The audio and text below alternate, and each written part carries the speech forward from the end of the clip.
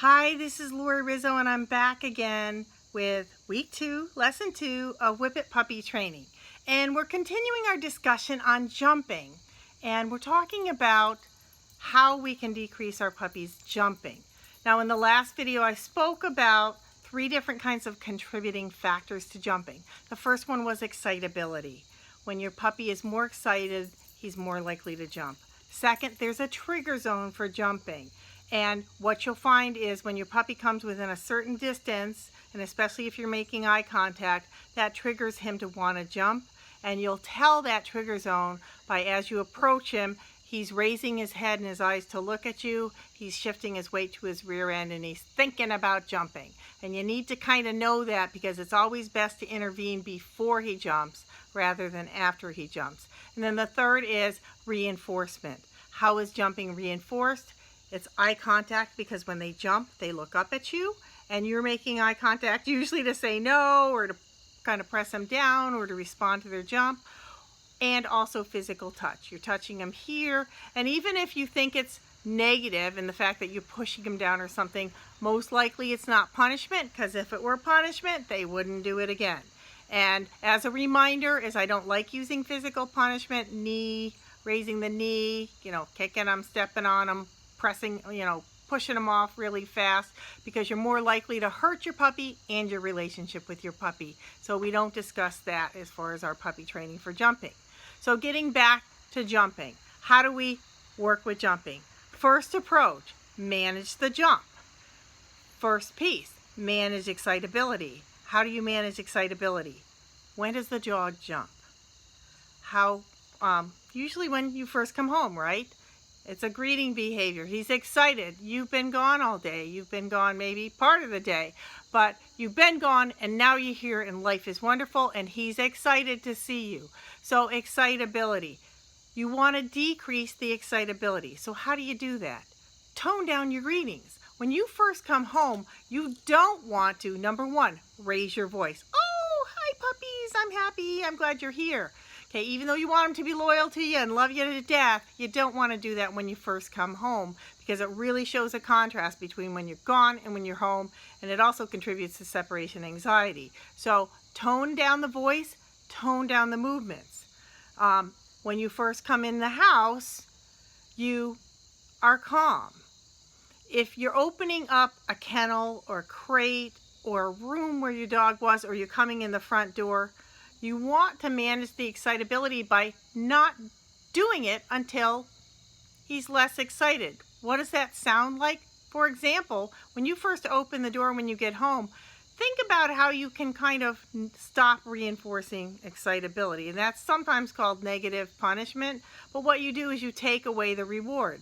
What's the reward for the dog being excitable? It's you. Dog gets excited, you're coming towards him, he gets more excited, you're coming towards him. So one exercise I actually have people sometimes do is when they first come home, if they open the kennel or go to open it, if the dog gets all excited and starts like jumping around, I take a step back. I take away the reinforcer. I look away from them. Don't look at them, because that's a reinforcer. I look away, and then in a little bit they'll like, oh, well, what's going on here?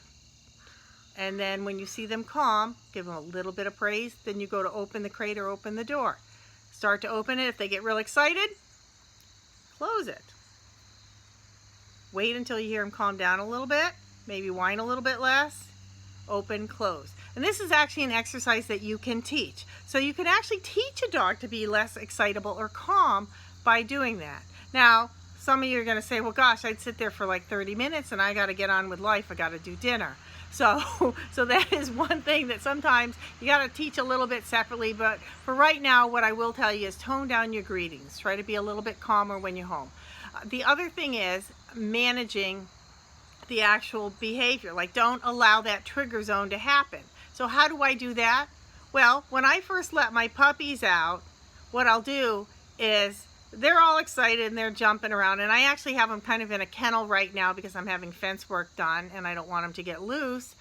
And so they're in the kennel, and what I'll do is as soon as I open up the kennel to let them out, I turn around and I head back in the house and let them run around in the yard. Or if you're coming into the front door, it's a little bit harder, but sometimes what you can do is you can kind of walk right past them and immediately go let them out. Like just rush past them, don't look at them, and just let them out. So the key is to try to move in such a way so that they're not triggered. And it's decreasing eye contact, it's toning down your greeting, and then also making it such that you give them something else to do. What some people do, and this is actually an alternate behavior, but is if they have a certain toy or something like that, as soon as you open the door, just kind of shove it in their mouth and walk and go and let them out. And they're kind of paying attention to the toy more than you. So what you're trying to do is avoid that trigger zone. Somehow get yourself out of that trigger zone.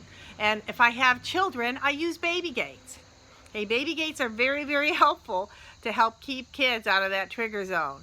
And you could lock your kid in an exercise pen, you know, and have the dog on the outside. But main thing is try to avoid that trigger zone.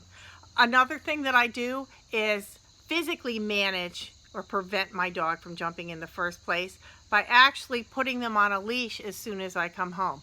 For example, with my puppies, say I first come home, or with any dog, I first come home, keep a leash with you and a collar if they don't have a collar on. And when you go to open the door, once again, open it, close it, open it till they're a little bit calm, or just go in there, reach through the door, grab their collar, clip on the leash, hold the leash down by the dog's neck, praise them nicely, good, you know, good, and then walk in the house and let them outside, or tether them. And I'll talk about tethering in another lesson, but and you'll see it actually in the jumping lesson too, is I use tethers a lot. And tethers are just simply little areas where I used to use my kitchen tables. I had a little chain and I tied it to the kitchen table. As soon as I got home, you know, I let the dog out, and as soon as I let him back in, I would put his leash on, I'd take him over the table, and I'd just clip him to a little chain lead on the table, and I'd make dinner. And that way my puppies would calm down. It would just teach him, okay, here's our routine. We go home, she does this.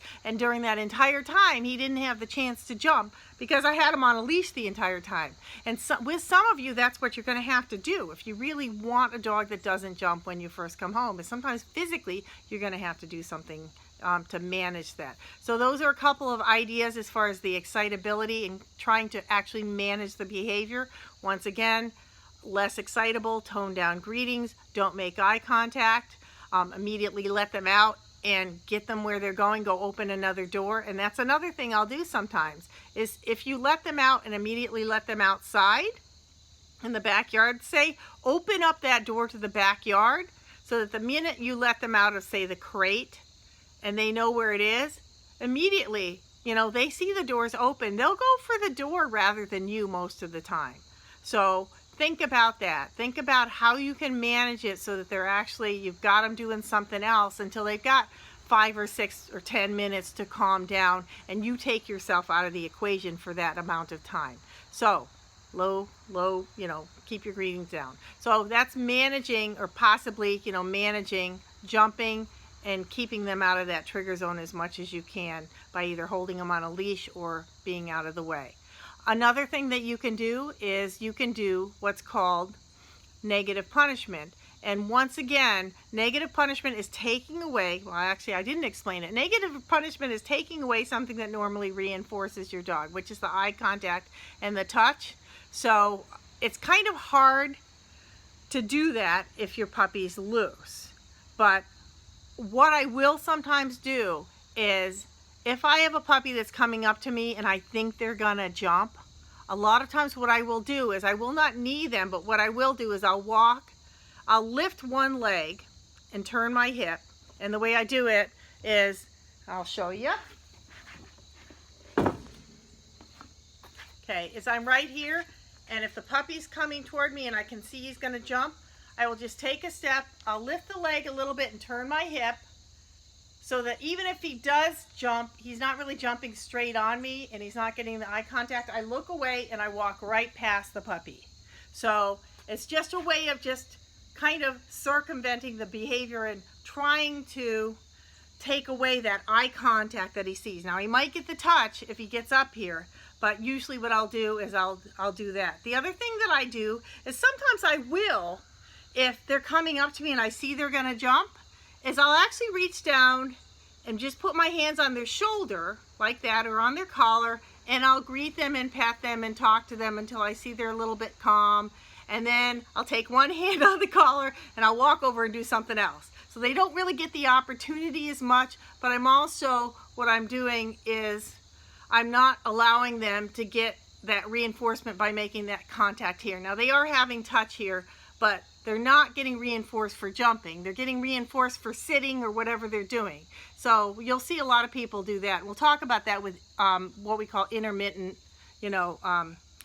talking about alternate behaviors. And that's the next thing we're going to talk about. But right now what I'm going to do is show you one little quick demo, if I can get this arranged, of how I actually kind of circumvent or manage that jumping by just using the leash. Figured you got to see the puppies in this video at least once.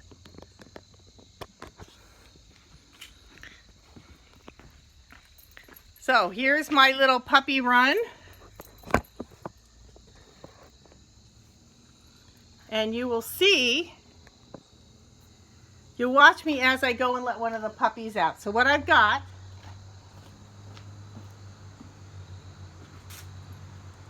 I've got my leash, and I'm going to greet one of the puppies. I got a bunch of puppies. Puppies, you want to go out?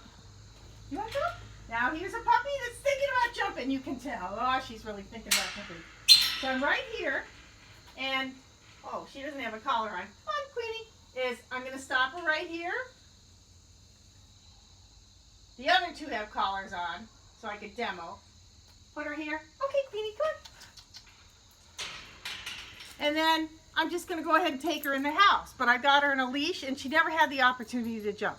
So we're going to stop with that. And then our next video will be about teaching what's called the sit for crossed arms, which is a really neat alternate behavior that you can teach so your dog has something else to do rather than jump. See you then.